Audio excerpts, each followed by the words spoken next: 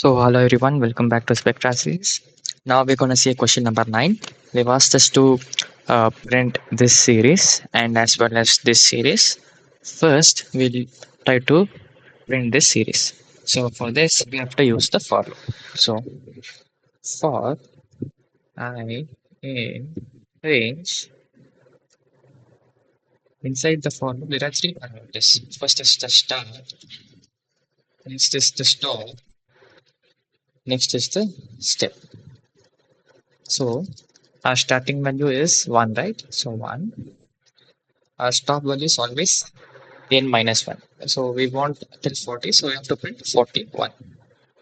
And what is the difference between the two numbers over here? 7 minus 4 is 3. So 3 is the step one. So jumps to the third number after the first thing. So and print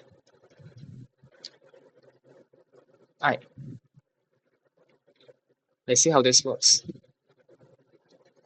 So as you can see, it has printed in a column. Now if you want it to print vertically, you can use comma and equal to this. So it will be printed in one single line. Let's see how this works.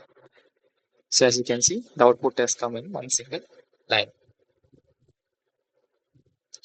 Now for the second question, we have to use an if condition after this. So after here is fine. Then you have to use if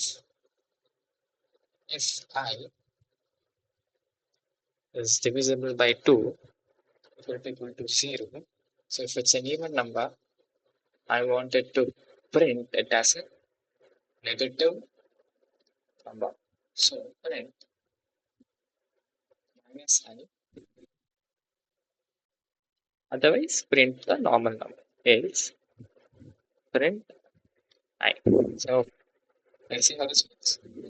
So here, as you can see, the negative symbol has come alternatively, which is what we expected in the series.